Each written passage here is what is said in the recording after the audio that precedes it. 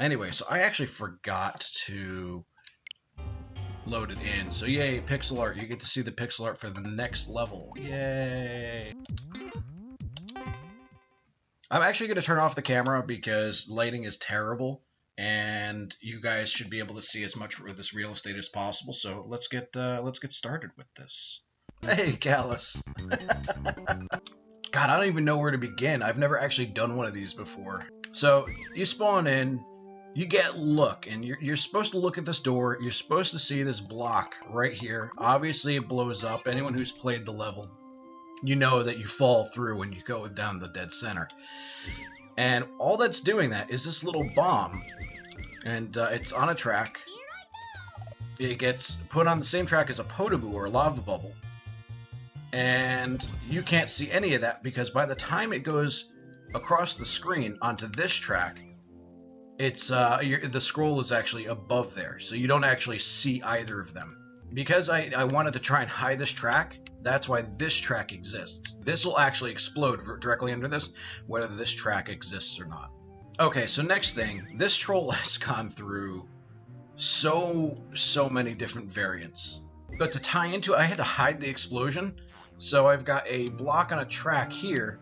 So I had to just time it at the same time as this winged block falling onto the bomb and blowing it up. So you don't actually see the particle effects of this exploding and know that it's disappeared right away.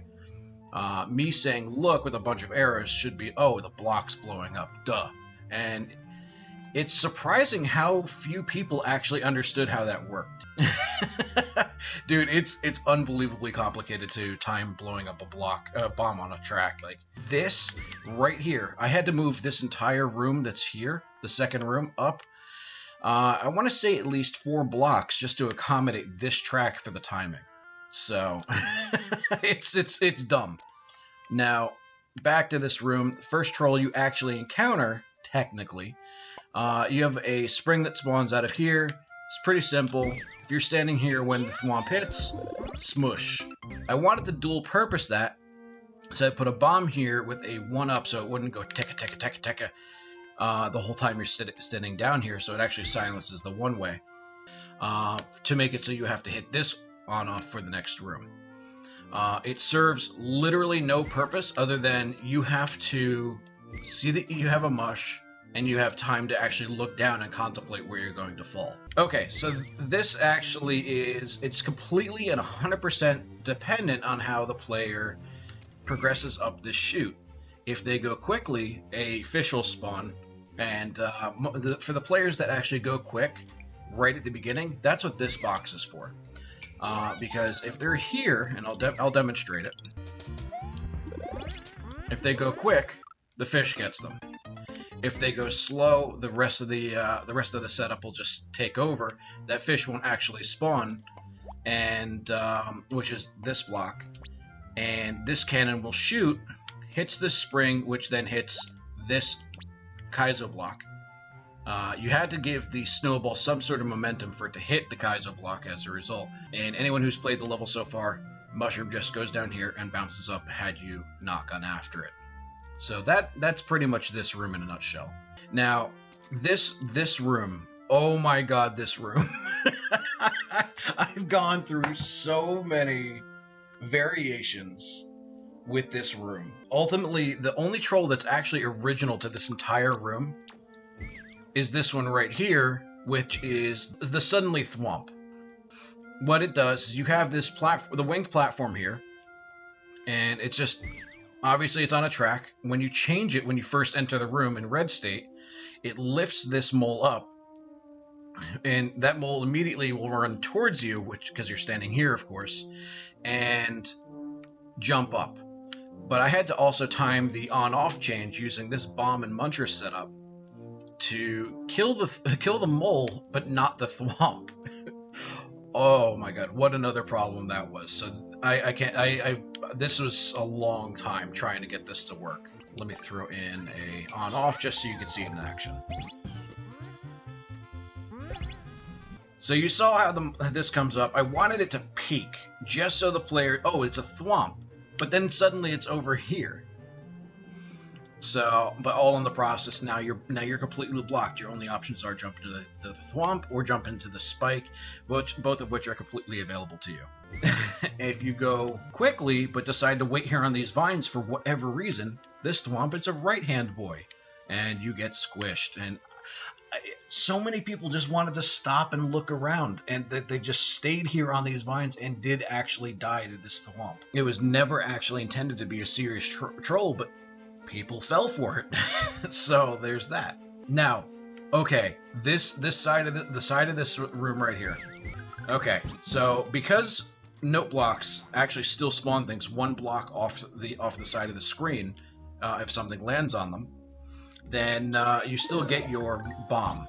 You have a burner that pushes both of the thwomps into place. This spring and then this thwomp into place for the one block to be blown up the second you jump up. All of this is happening while you're distracted with other parts of the level. So by the time you get here, it just works. So because this setup takes like literally three or 4 seconds to set up, I wanted to make sure that over here you were occupied with things, so that no matter what you did, it was ready by the time you got to this side of the screen. This little dip here in the ground actually slows you down just enough, as well as stops this thwomp from activating, so this block does not blow up early.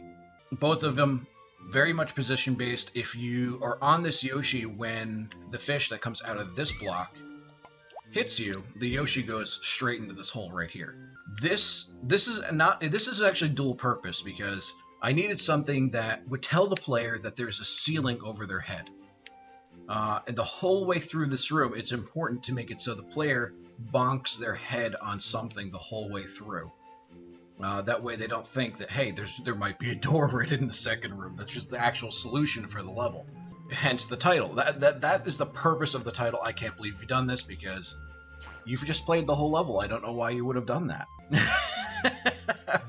This part right here, this has gone through many iterations. These one-ways used to not be here, but because of Chichiri, now they are. I wanted to make it so that the player didn't have a lot of freedom to go back to the right, and if they really weren't paying attention when the on-off state was changed, they would still not think that the ceiling's changed. It's always been like that. So this is another dual-purpose troll. This is here just to prevent an obscure soft lock. So there's no other purpose for that Kaizo block at all. This is also here just in case the player re-enters the pipe, they fall down, and now their only option is to go into the spike. That used to be a soft lock. I believe it was Demise who actually discovered it. Second room, you're told you need Yoshi. So this whole setup is just meant to look dangerous. We all know you get squished when you stay on here, because Yoshi is, for whatever reason, janky as freaking hell. You come into this room the first time with Yoshi, you don't and you get squished here. Your only option is to go out to the right, and you do it very slowly. You would never think to go through without Yoshi as a result. One, because you're told you need Yoshi, and number two, it's bad to be on Yoshi here, so I must have to go to the right. And yes, 1, 2, 3 things to prevent a freaking soft lock. I needed so much to prevent a soft lock here. That's how janky this setup is. You eventually make your way to this hint, but literally this is all you need. You need something that goes up the conveyor belts, and a P-switch on the other side of a one-way. You just go through it. Yeah, I don't know why. You just go through the one-way. You just go through it. There's literally nothing else to it. And they have to be fast conveyors. If you do slow conveyors, you don't go through the one-way. I was messing around an editor, and so I was like, I have to use that. That's all of that. Back to this room. But anyone who's, again, played the level, you know you just have to go in this door. But you don't find that out until that room. Anyway, so you go up. P-switches normally will stop something from spawning, but not if they bounce up first. So naturally, I put a spike who looks like he's going to hit this on-off, but hits this instead. Creates a spike ball, which bounces off of this, and hits this Kaizo block, which makes a big one. Matter of fact, that's literally all it is a large spike ball, which falls right into your face. That same spike ball will still continue, though, and hit this block, and I'll demonstrate that for you. Oops, and you actually have to be on the left side. It's very directional. I wish I could sped this setup up. There you go. That spike ball goes up and goes to the right. At just enough of a pace to drop this spring by the time this spike ball gets over to the right, or the large spike ball gets over to the right. So you'll get to see that now. It's timed perfectly so that it falls down as the spike ball gets there. But again, if you have a P-switch active early, the spring will be there early. So you fast track this and you screwed up the troll. But I'm not worried about that. Pretty standard troll here, which is not really a troll. It's more just I ran out of things to put in this hallway, but wanted something to fill it. So thwomp that spawns POW, but only if you go here. Super simple, just a dumb filler troll, so a hallway that does things. Okay, the whole purpose of this room, the entire room, is to make it so the player is not thinking about going back in that door. From the time they spawn in, oh crap, they have a fire flower that falls on them if they stay there too long, and they fall into this pit and die. You go in, you see a checkpoint, you're immediately going to want to go to the right. Okay, so that's two things that make you want to go that direction. Number three, you have an arrow going to this pipe and an arrow going up this shaft. So four things that from the initial entry of this room, nothing in your head is telling you that you want to go back in that door. And that was the whole it's a huge psychological thing. So while there is technically one physical troll in this whole room, the psychology needed to pull the player to the right, and that's why it's laid out the way it is. So the troll in this room, though, is when you spawn at this checkpoint, you're in the exact position you need for a muncher to shove you up on the hole. So yet again, once you respawn at this checkpoint, now you've got something else that going to the left is bad. And you get that every single time you respawn, so it's just a mental refresher that going to the left is bad. What is incredible, though, is this has to squeeze through this one block gap and then end up here to push you up the hole. Everything, literally all three of these snow blocks, if they weren't placed where they were, with you crouching, you wouldn't end up in this hole at all. So this was actually sheer luck that it is the way it is. In the pipe we go! Let's zoom out so you can see this. Now, it's immediately to the left of the first room. Sorry, to the right of the first room. I just needed fire flowers to add weight to this, so when you trigger the on-off switch, which we all know the snowballs do not activate on-off switches without some sort of momentum, so the spring is there just to give it momentum. And if a player is still standing here and they see the cannon up, if they're standing there, they will get hit by this cannonball as it pops up above the screen. But anyway, so the reason why these are all here are just to destroy these fire flowers, so this setup goes back below the screen and does not keep shooting at the player. Okay, but what it ended up serving more as this cannon coming up and shooting was really a distraction for when the on-off changed back, which is dictated by this series of conveyors with a muncher on it that hits this bomb. So yeah, it ended up serving as a better distraction so the player doesn't go and get the P-balloon. Like, oh, what's that? So one of the big things with this level is P-balloons are slow as they are very slow. Alright, there is nothing about P-balloons that other than like nighttime in, what was it, Sky Theme, where they're actually fast. So I needed some way to get rid of the player's P-balloon as fast as possible. So what I came up with was this icicle that puts you back to Super Mario, and you have a disrespect block to squash you back down to regular size. It actually is surprisingly effective. Previous iterations, I had a saw here, or what I think it's called a grinder. I had a block here that would squash you, but then you could duck and get through here as Large Mario. So this was actually the best solution I came up with to get the player to lose Super Mario as fast as possible. But I also put the P-balloons here, so he had a nice little swing as well. This hole is magical.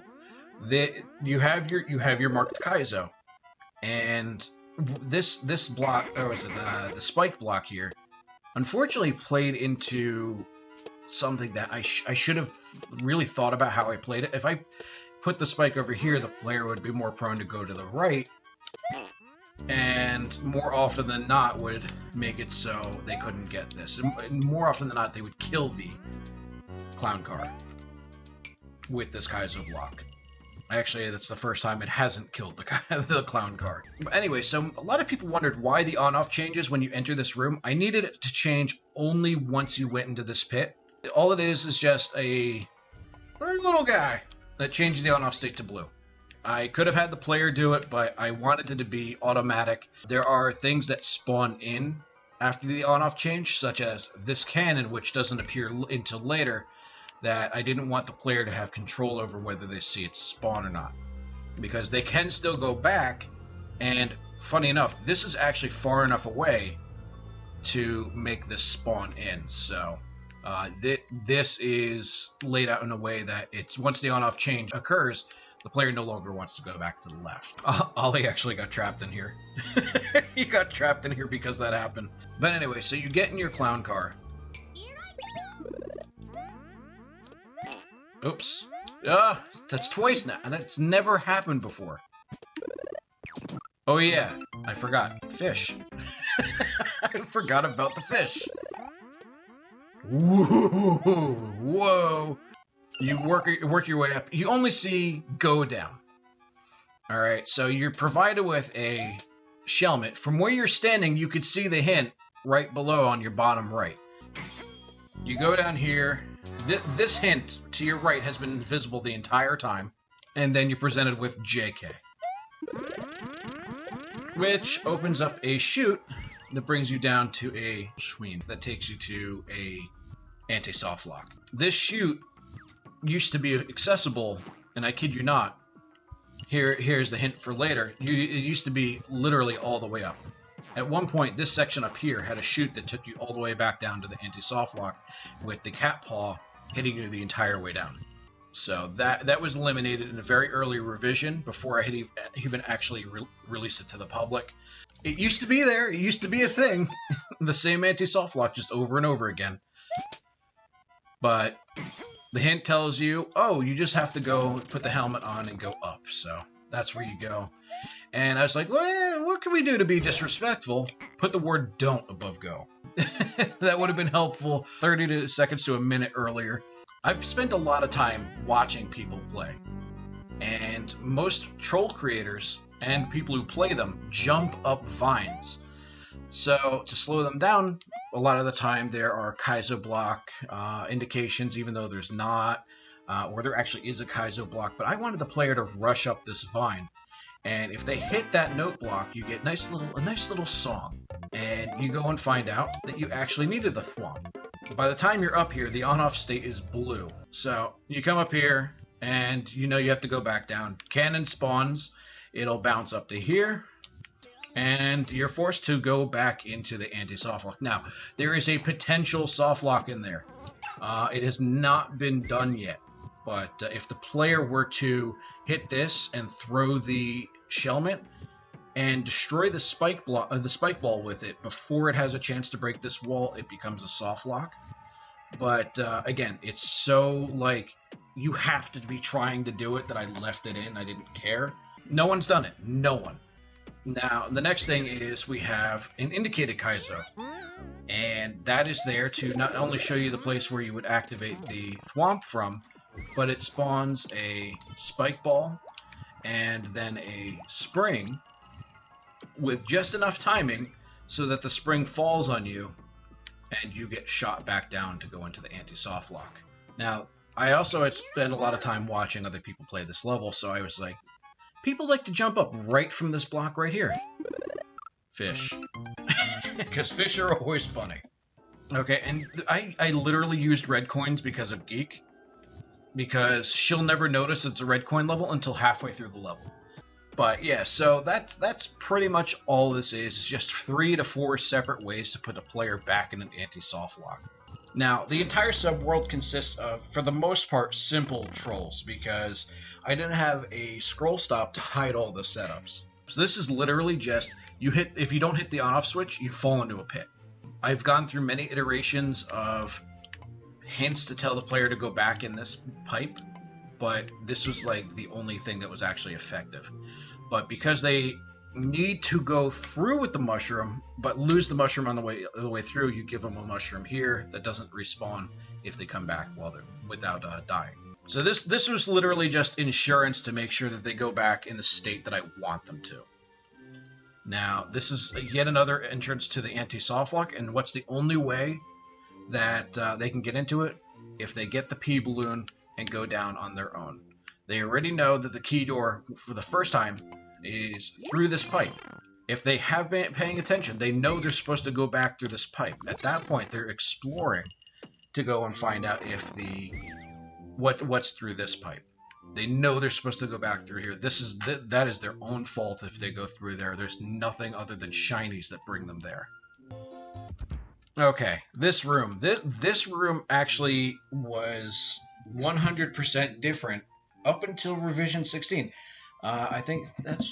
Well, anyway, the one revision before this. This room is brand new to the level and has not changed in any revision because there has been no revision since this room had become a reality.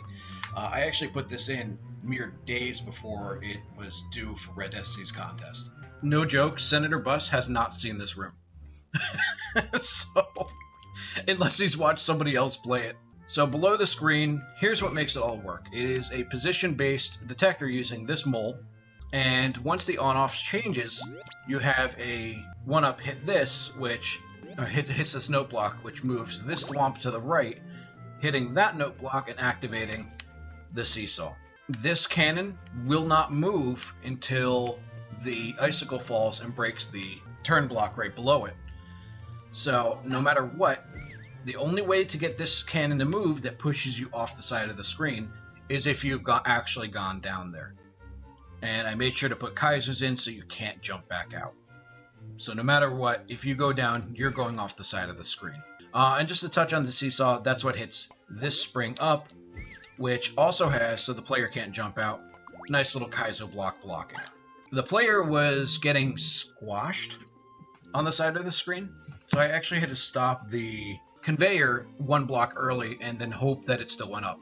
So this bumper used to never exist, but because I needed the player to still go up, they get forced through it. They get forced through it. Guys, I'm not smart. Let's just delete some of these one-ways. Okay. There you go. Just so you can see it in action. And then that player ends up in this box above the screen. Anyway, so I wanted to be a jerk, so I put the fire flower there just to be a jerk, so that way they have to remember how they ended up in here. So, in this room, I introduced a new theme. Oh god, off-screen setups can be really bad. Like, you're 100% correct. In fact, this one right here, I needed a way to ensure that the Seesaw was going to return to neutral, or at least force the player through the Seesaw, so it had to be something that forced the player through. And therefore, Mr. Cannon comes into play. Anyway, so I introduced a new theme in this room, and it's large snowballs. Large snowballs are dangerous in this level, but they never actually seem like it. So the snowball spawns and knocks a fire flower into your path. Like, how can large snowballs be dangerous? That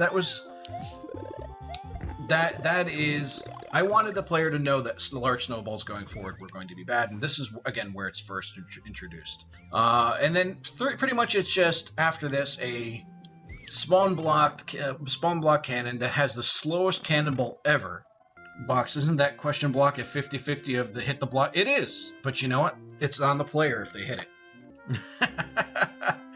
And at that point, it's just a matter of the player breaking this turn block with the P balloon to go back.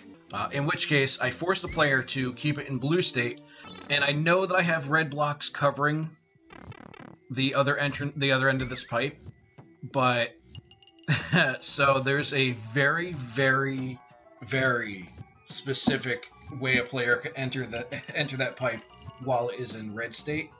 So this block needed to exist so that the player could not continue back through the pipe without hitting this. That is literally just cheese prevention, or in this case, soft lock prevention. And I still put a spike in there just to be safe, because I don't want any shenanigans going on. You go back through the pipe, you re-enter this door, and I gotta find it. You're back through this door, and you re-enter this pipe.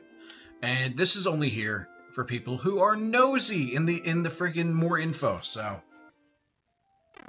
Anyway, by the time you come back here, you'll have the key. Both icicles are to make sure that you re-enter through here as Small Mario, or in my case, Toadette. And you get your hint. Go back in the door before CP1. Now, this used to be an entrance to go back down to the anti-soft lock, which is why the word high is there. I just was too lazy to remove it. Oh, and then the pixel art for the level is right above the hint. So, that is a SpongeBob caveman. Ooh, excuse me. Now, you go back through this door. You'll have to go through in blue state. You can't re-enter it in red for obvious reasons. And the arrow is specifically there just to draw the player to the right, because when the screen scrolls up high enough and it's in blue state, this spike ball falls, opening up your path to the next portion of the level. Introduce good job with some really bad font management, you know? Because who needs good font management? Now, this is the next portion of the level where curious people be curious. You hit this. Hey, there's our large snowball again. Bonk! And then your path is blocked. But, yeah, so I wanted to reintroduce the snowball as being terrible. Like, oh god, what's gonna happen now? Now, everyone hates off-screen stuff, but I was just like, you know what? I wanted to compliment the player and then just really rub it in of how sarcastic good job actually is. So I wanted to really just, it rubs it in when you say good job, and it just, oh, it goes from actually being a good thing to a bad thing by one tiny little screen scroll that takes it over by 3 blocks, revealing the checkpoint. And I do that with this little contraption here. You enter this in blue state, so this is immediately active. This will activate the second you're standing in either of these 2 blocks. First, it'll hit this. Again, any note block that's 1 block off screen will still spawn something. This is how I saved an entity for this bomb. The muncher spawns, blows up the bomb, and then immediately dies because of that one way. So this is a nice clean wall when it opens up, revealing only arrows. And it doesn't spawn again in blue state, or sorry, when you respawn from the checkpoint, because now it's in red state. You only see the bomb. I wanted to also speed things up because, again, the P-balloons, it slows down the pacing of the level, so creature comforts were given wherever I could. So this, when you respawn at the checkpoint, puts a helmet on you, so you could just run through and go straight into this door. Now, this room actually existed before the level did. I actually built the entire level around this room, which is fun. Shieldsr was my playtester for it. There's the behind the scenes. The first thing that loads into the room is your muncher, which is visible for half a second, but I wanted to plant the seed into the player's head that there's a muncher that's going to pop back up if something happens. Some players stood to the left, some players stood to the right, and you know, that's fine. But ultimately, the majority of the players jumped up just to get I don't know what's going to pop up from below the screen. Again, more psychology. The P-switch is all that's left. I had to actually stack it because I ran out of space, but the muncher falls down here, covering the fire flower. And it'll not only... These serve 2 purposes. Not only do they cover up the muncher, so when it activates, the muncher dies, but it now creates a guide for the fire flower to shoot straight back up from when the seesaw gets hit. If you look, the muncher going down also moves the seesaw below the fire flower. So it's primed and ready to fire the second this 1-up drops onto this note block, again pushing the thwomp to the right, activating the seesaw. And because I didn't want this to keep pounding, because it just would get stuck there, I put a POW there to kill the thwomp. It only activates once and continues. That also serves a second purpose, to kill the muncher in the event that it slides over because P-block activated. So it's there as a failsafe as well as a way to kill the thwomp. All right, we come up here. This is just dumb, and I this was a complete afterthought. All right, Schween. I freaking love it so much. And I also wanted to rub it into the player comes up here. They have to die to the tip.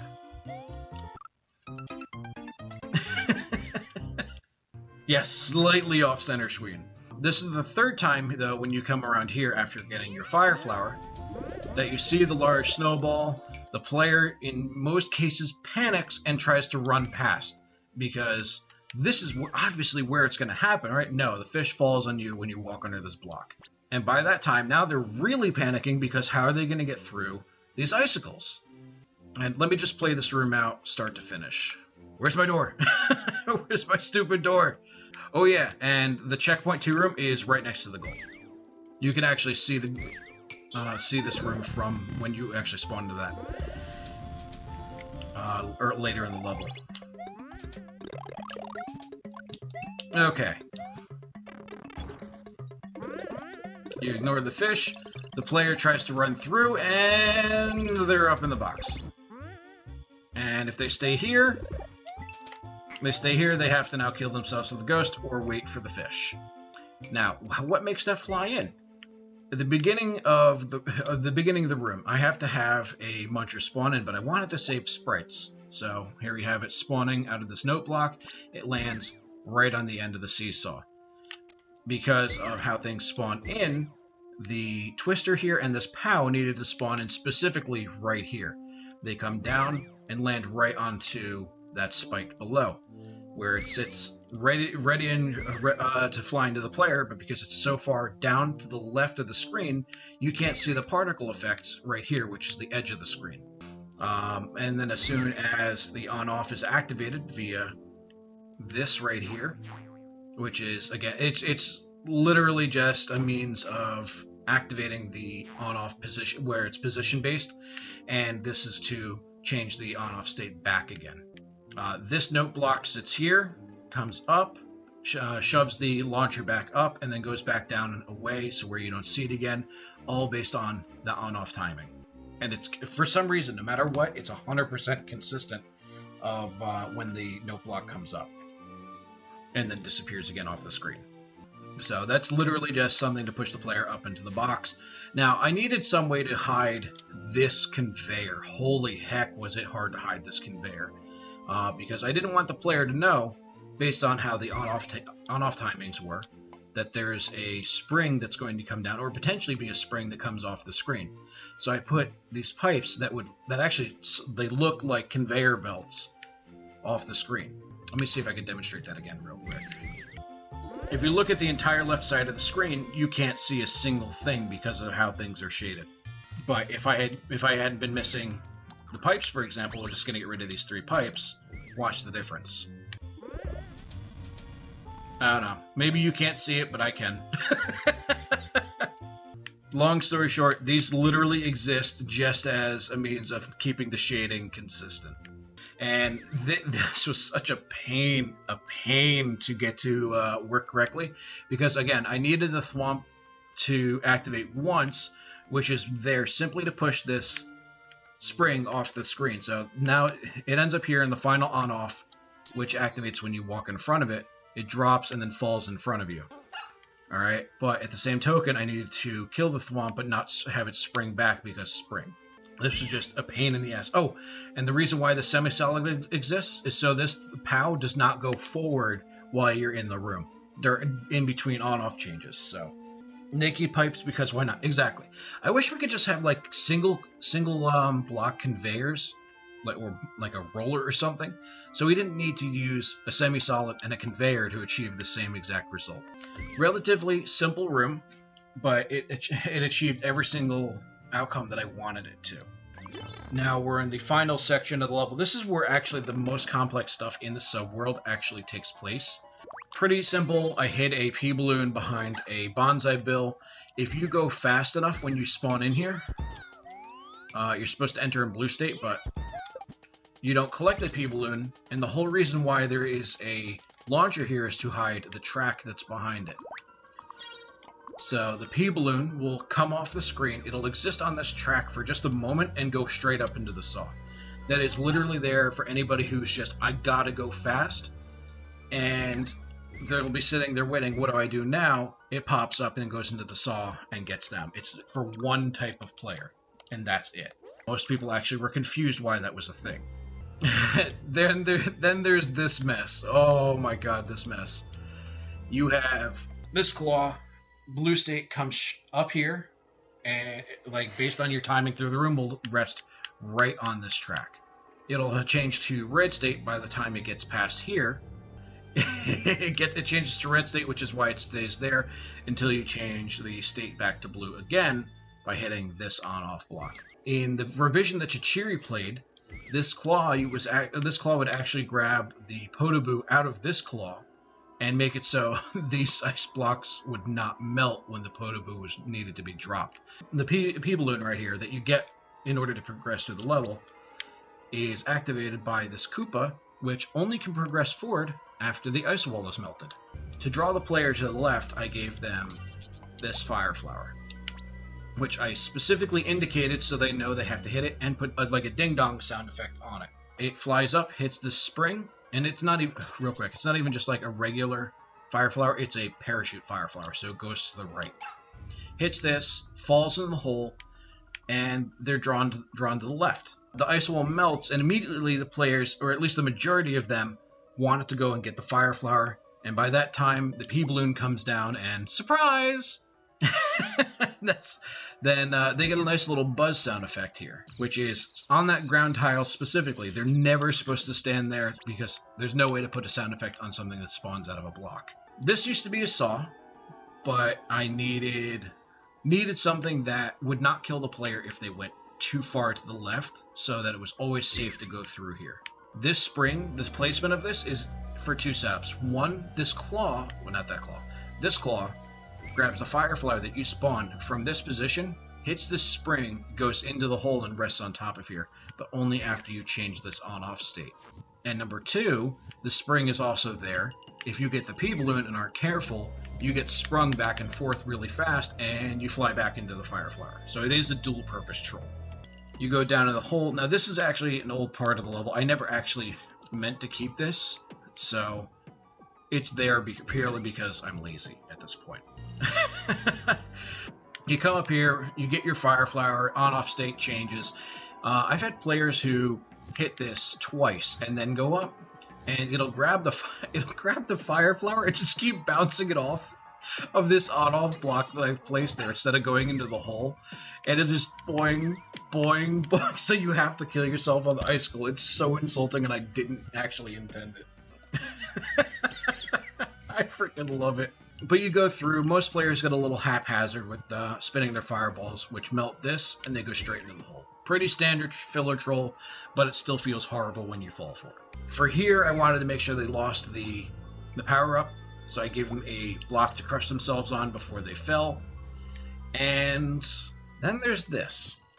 Anybody who knows how these setups work, if you have a semi-solid underneath a note block, that there's another note block above it, whatever's in the top note block goes up, and whatever's in the bottom one goes down.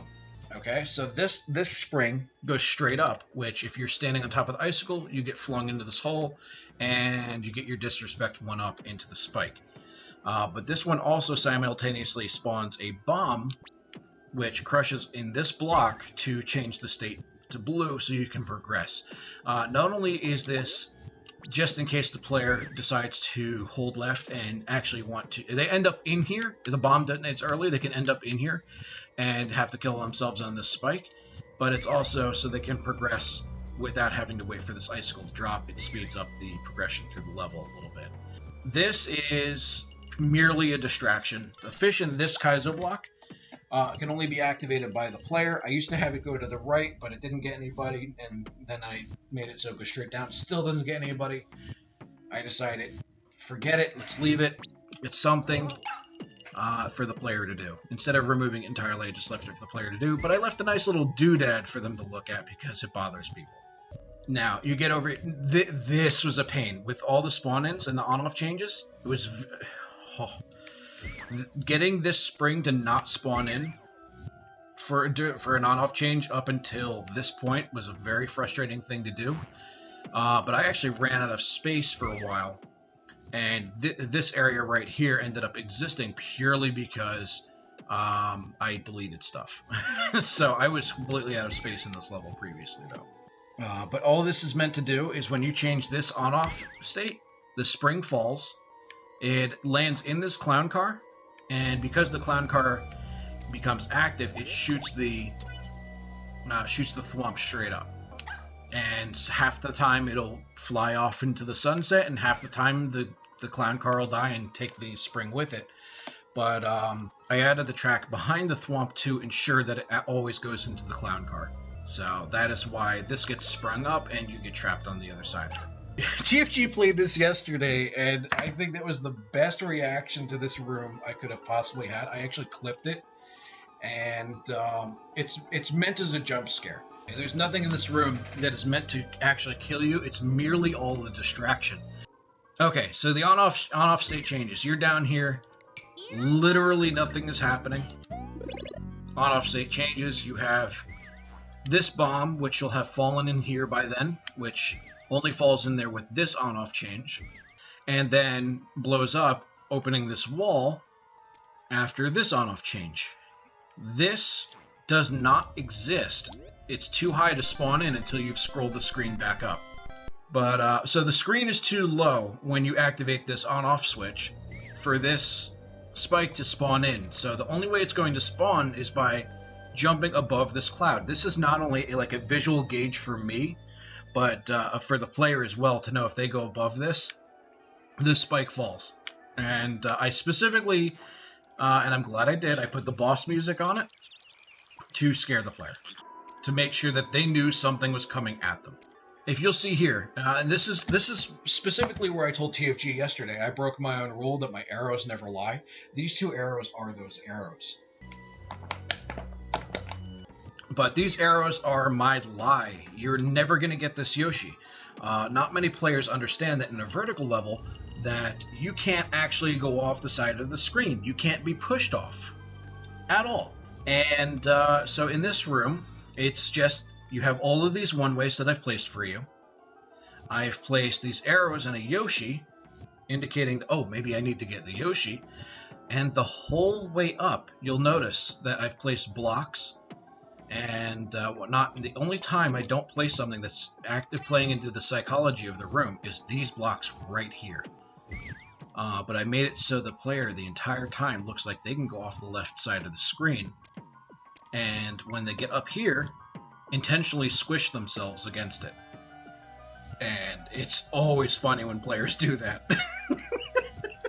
Every last bit of it is psychological stuff. It's one entity for the whole entire setup. But I wanted to really just mess with the player's head the entire level. And then we get up to here, and you have a P-switch. That's all you're getting. And very simple setup. It just drops a muncher, changes the on-off the first time, changes the on-off the second time. Very, very simple setup. And if they don't hold left, they die. So this I have to say, I'm actually not entirely happy with this setup. I forget who it was. It might have been Demise who soft-locked himself here. And it's another very obscure soft-lock where I didn't have this boo here previously, and he didn't collect this, activated the turn block, and went to the right and soft-locked in this little space right here. And he just got stuck in there because the block was still solid. What I tried to do initially was make it so when the second one activates, it would activate a POW, and then would make the coin drop, but no such luck. I didn't at the time have enough entities, and this was the quickest, cheapest solution to make it work. I made sure to indicate in both places where there would be potentially something. You get your marked Kaiser here, and you stand here. Both are wrong. You have to hit the center block, which is not indicated, and you have a large spike block that falls down and opens up your path. And I put a vine here because it was actually quite difficult to navigate at one point to get up to the top. And this was another, these blocks right here were another elimination of a very obscure soft lock. Had the player gone up here, there are were semi-solids in there. They could actually get soft locked right in here. And at the one point, we're able to get soft locked in here, and I just decided to put coins in them so they couldn't break these blocks. Guys, if you're building a troll level, make sure you properly actually indicate your Kaizo blocks. Unless it's actually intended for a troll. Everything should be visible that you're trying to troll the player with. Okay, we go up here. We've already covered the squish. Yay! And you get a sound effect and everything for it. It's great. I force the player to go through here. They go up here. Their only option is to enter the pipe. That's why they don't get the helmet the first time. 1, I don't want them to kill themselves. 2, I want to taunt them with the goal. First time they go through. This is purely me going, haha, you will never get this, like Borat. And that's all that was. So the player has to go through here, and they're gonna break all these blocks only to discover they can't get it at all. Can Box play his own level? No. So yeah, it's entirely blocked. There's no way for you to get in there. It is actually blocked the whole way down, even behind the goal itself. Now's the part where everyone gets to learn the dev exit for the level. Now they get to go back and they see wrong door. You guys want to know how lazy I was? They get to see wrong door, this one. They'll have a shellmet on their head and they get to continue. Hello, dev exit. You get a nice little bomb in this Kaizo block right here that I didn't even bother putting on a track because of how lazy I was. Alright, so if a player discovers this by accident, you know what I did for them? I gave them this bomb so they could throw it here and actually get to that question block, which all it contains, what does it contain? A disrespect 1-up. Because 1-ups are always disrespectful in a very bad spot. But I wanted to make sure that if the player actually found that bomb, that I gave them something to do with it and not suspect that it's for something else. And this is right here to always guarantee this is in red state when you enter this room. So the bomb, in order to do the dev exit for this level, you need to get this bomb, walk it all the way back here, and blow up this tiny little block right here. So you get to fall down, you blow up this block, you'll still have the spike helmet, and you're able to walk underneath the word door. And this one, where I've hidden a second bomb to blow up these 2 blocks, which you can only get to if you still have the spiky helmet on. Once these 2 are blown up, you're given this pipe right here. Oh, and these were for an old troll. These aren't actually necessary, so ignore those. Once you blow up those blocks, you're able to enter this. You land here, and all you have to do is hold left once you exit the pipe, and you've beaten the level. But in order to do that, I still had to beat from... This is why it's not technically a dev exit. Well, I guess it is. Or it's more of a dev route. Because I still had to beat the majority of the level in order to actually upload it. And that's... I think the best way to describe... Anyone who follows the troll guide, any dev exit should only be skipping what is necessary to beat the level. And this is what makes it possible to beat from checkpoint 1 and 2. So, yeah, I can't believe I had to do this. Wink, wink, nudge, nudge, title. But that's the level, guys. I mean, I tried to avoid glitches, and that was the biggest thing, was avoiding glitches with this. Which the only one that I really used was this setup I discovered here, that phases you through a freaking one-way. So. Yeah, I mean, pretty much, it's again, a very relatively glitch-free level. I think I used 1 in the whole level that would immediately be considered a glitch. And again, it was just to push you through this P-switch. Or not P-switch, this one way to get into the store. Something that no one's ever seen before that I could actually... And again, here's the thing that I promised I'd show you. If you went back into this pipe, you'd fall in here and have to kill yourself on this pipe. And it's even better when you do it with a Yoshi, because now you have to try and get off the Yoshi and kill yourself against the spike. But again, that's the level. There's a lot more psychology than actual trolls in this level, because I wanted to really get the player to move left, right, where and when I wanted them, and how I wanted to move them. So, and it worked. Nobody once thought check, well, except for Chichiri. Chichiri is the only one to prematurely find this. It is off screen, so it's technically, air quotes, a cheap troll. But the way I went about it was to force the player to always bonk their head so they wouldn't think there might be something off the screen. And it was a very tough level to build because of me trying to not do, number one, horizontal. This is my first, I mean, technically my second vertical subworld level, but this one in particular, I did a lot with spawn-ins in very tight spaces, and I'd never done that before. If you look at the All-Knowing Owl, everything has a very nice spacing to it. This one doesn't do that. Because there's no auto-scroll in the subworld, I can't control how things are spawning in. The player, on the other hand, does. So I have to control where the player goes more than anything. But yeah, I mean, again, it's a very simple level otherwise. There's nothing crazy that really goes on. It's just good old-fashioned trolling. But I really thank you, each and every one of you for coming today, because I've never done one of these level walkthroughs before, and I can't wait until next week. I'm gonna do another one. Yeah. So again, this is for me a very big psychological exercise, and I'm going to be applying stuff like this in future levels. And I mean, probably shouldn't be telling you that, but so that way the player always feels like it's their fault, but I've still guided them there. The only thing that I didn't really go over was the hint that you get, which literally just shows you that there's a vine behind this block and a door above room number 2. Yeah, this right here is the biggest psychological portion of the level. It literally had to all encourage the player to go to the right, so they didn't think to go back in the stupid door. Alright, like, literally, if I remove this cannon right here, the room doesn't work, because people think, oh, I can go back to the left. It's so stupid. Like, I can't even begin to tell you how much I had to work on this room to make it so players went to the right. So, ladies, gents, germs, thank you so much for being here, and I hope you all have a wonderful rest of your day.